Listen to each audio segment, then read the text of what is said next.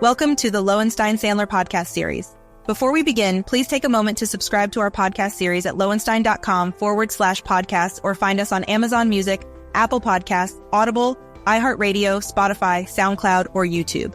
Now let's take a listen. Welcome to the latest episode of Just Compensation. I'm joined today by two of my colleagues, Megan Monson, partner in the Executive Compensation, Employment and Employee Benefits Practice Group. Very nice to be here. And Jessica Stewart, associate in our practice group as well. Nice to be here too. In today's episode, we're going to discuss a question that C corporation sellers often must consider when undergoing a corporate transaction. What happens to the outstanding stock options or other equity awards in connection with the deal? We will discuss some common treatments for outstanding stock options or other outstanding equity awards in a transaction, including what these different approaches mean for employees, sellers, and buyers. We'll also discuss different tax implications of the various treatments and employee incentivization considerations that could drive negotiations. As always, this is not intended to be an exhaustive discussion. We encourage you to consult with legal counsel with specific questions. Before a seller starts a deal process, what are considerations to keep in mind with respect to outstanding equity awards, Megan? That's a great question. So equity awards are typically granted pursuant to an equity plan and an individual award agreement. Options are the most commonly used, so we're going to focus largely on those in terms of our discussion today. So the equity plan and the individual award agreement are going to be the documents that provide the awardee with terms of their award, including the exercise price of an option, the vesting terms, including any sort of acceleration, what constitutes a change of control, and what happens to unvested or outstanding awards in connection with a change of control. So since these documents also dictate what the seller's choices are with respect to any sort of outstanding equity awards in connection with a transaction, it's really important to understand what they say.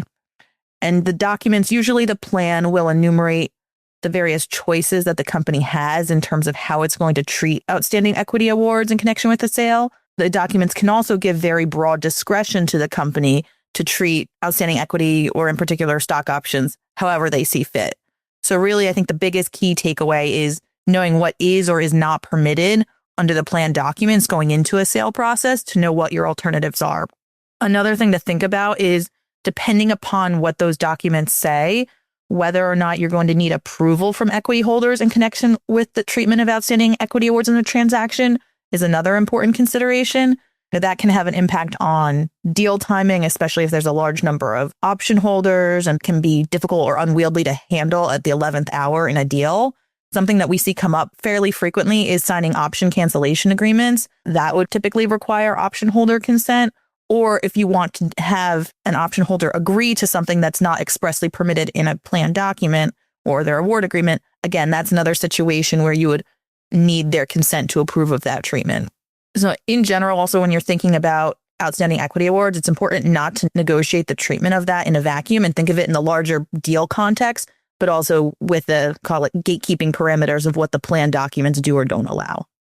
Some common terminology that we hear when we talk about the treatment of options is vested versus unvested, or in the money versus out of the money or underwater. Jessica, can you help explain the differences and why they matter? Sure. So vested options mean that all of the restrictions, including any time-based or performance-based conditions, have lapsed or been achieved, and the options are now exercisable by the option holders. Unvested options are those options that are still subject to these restrictions, and the option holder cannot exercise the options yet. This assumes that they are not early exercise options, which we won't get into in this discussion. Typically, the treatment of vested and unvested options differs in a transaction. Whether or not to accelerate any unvested options is often a negotiated deal point. An in-the-money option means that the current fair market value of a share of the company's stock is greater than the option's exercise price. This means the shares the option holder receives by exercising the option will have value to the option holder, as they will be receiving shares worth more than what they paid for them. For example, an option that has an exercise price of 50 cents and the per share price in the deal is $1, they will have a gain. An out-of-the-money or underwater option has an exercise price that is greater than the stock's current fair market value, which means that the option holder will pay more to exercise the shares than the shares are actually worth. What are some common ways to treat options that are outstanding in a transaction? Well, one, as I mentioned, you have to know what is or is not permitted by the plan and the option agreement. And the other thing to think about is whether the treatment is going to differ. And the answer is most likely whether the options are vested or unvested and whether they are in the money or underwater. In most transactions, there's a few common ways to treat vested in the money options. First is an assumption or substitution by the buyer. Second is a cash out, meaning they're canceled in exchange for a cash payment related to the value of those options and backing out any sort of exercise price that would be owed. The third is a cancellation without payment of any consideration, although I'll say that is less common with respect to vested and in the money options. And the fourth thing that we often will see is rolling over the equity awards. So an assumption or substitution means the buyer steps into the seller's shoes in terms of the seller's plan, or it could be swapping out the existing options for new options under the buyer's plan. And all terms and conditions of those options remain the same, other than the exercise price, which is proportionally adjusted. And this can be common when the buyer wants continuity and the seller's options aren't underwater. However, any sort of assumption or substitution would need to be reviewed for compliance with the tax code and may have considerations with respect to Section 280G of the code that we've talked about in prior episodes. A cash out, as I mentioned, is sometimes referred to as a cancellation for consideration, and that's really the most straightforward path. Vested options are paid out in cash based on the consideration the option holder would be entitled to receive in connection with the deal had they exercised their vested options, less the aggregate exercise price. If there are unvested options, they can be accelerated and paid out similar to if they had been vested, depending upon what the equity plan or award agreement says in terms of acceleration and or what the deal terms are. If there is acceleration, that may be something that requires board approval and coordination with buyer on as well. It can be common in cash-heavy transactions where the buyer doesn't want legacy equity from the seller to have outstanding equity cashed out for consideration. Cancellation without consideration is really often used when the options are either underwater or out of the money, or the parties don't wish to accelerate unvested options. So you kind of think of it as two buckets. You have out of the money options or unvested equity that is not going to be accelerated. So those are kind of two common scenarios where the outstanding equity will be canceled without consideration. Again, presuming that your plan allows for that.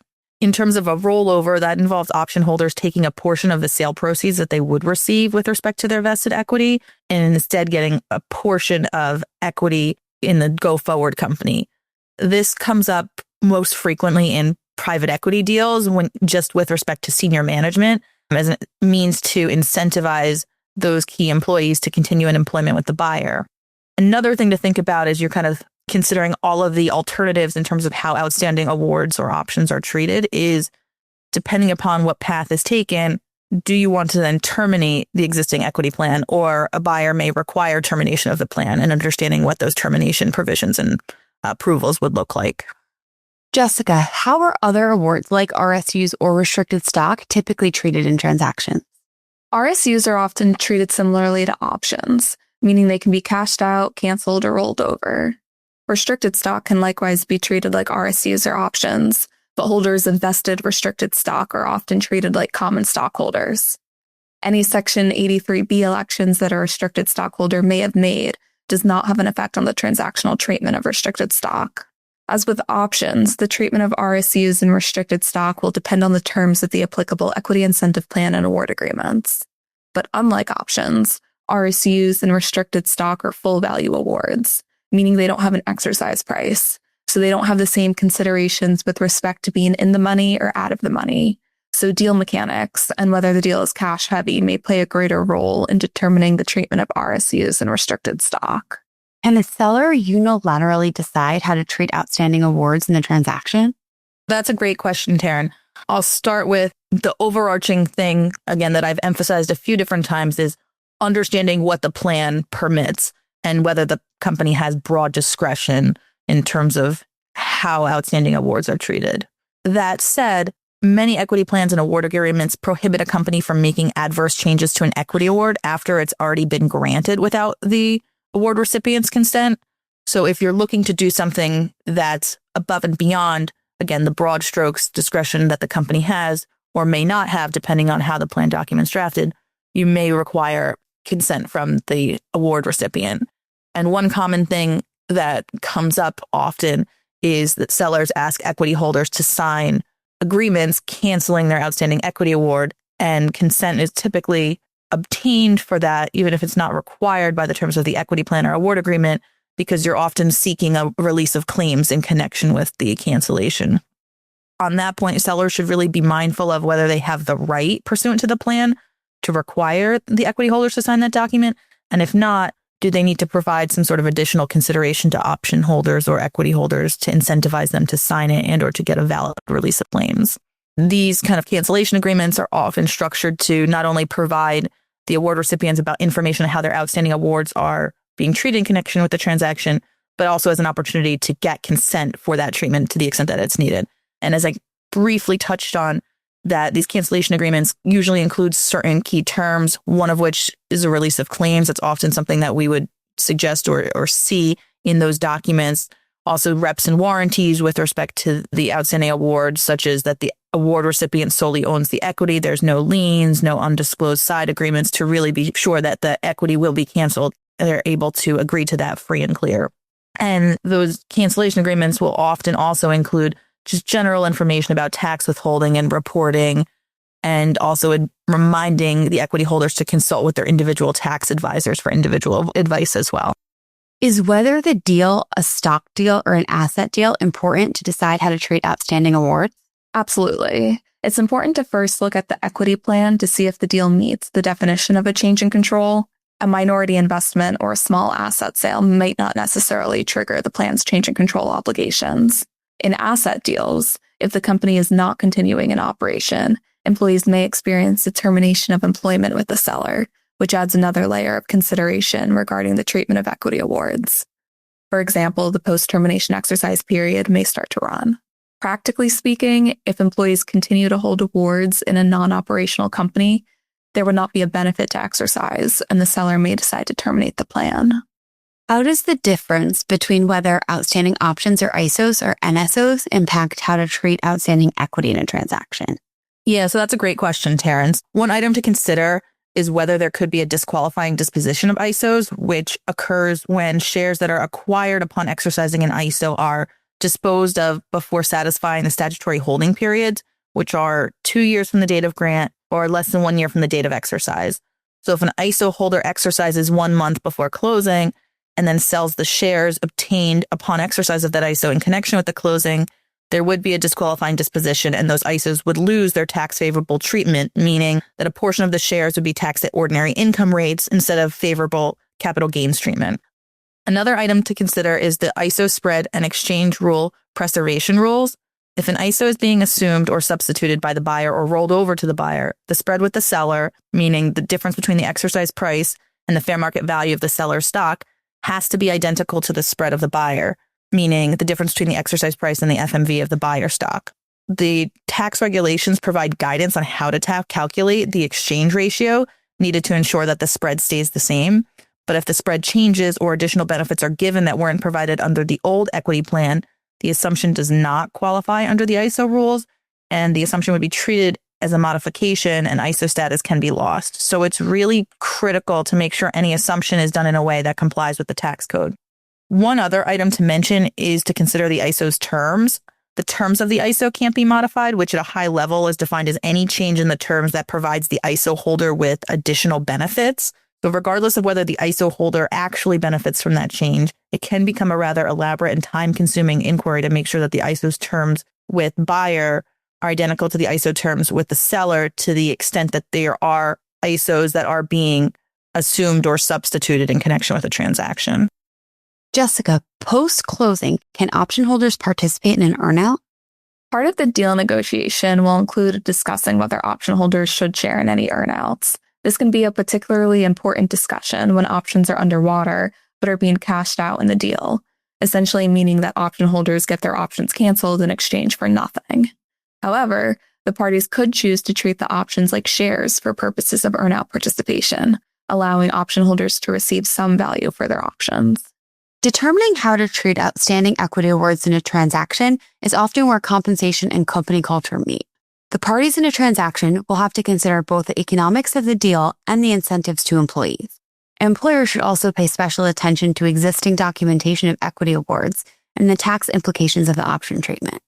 Thank you for joining us today. If you enjoyed today's discussion, Please subscribe, leave us a review, and share this episode with your colleagues. You can also reach out to us via email if you have questions or ideas for future topics. We look forward to having you back on the next episode of Just Compensation. Thank you for listening to today's episode. Please subscribe to our podcast series at lowenstein.com/podcast or find us on Amazon Music, Apple Podcasts, Audible, iHeartRadio, Spotify, SoundCloud, or YouTube. Lowenstein Sandler podcast series is presented by Lowenstein Sandler and cannot be copied or rebroadcast without consent. The information provided is intended for a general audience and is not legal advice or a substitute for the advice of counsel. Prior results do not guarantee a similar outcome. Content reflects the personal views and opinions of the participants. No attorney-client relationship is being created by this podcast, and all rights are reserved.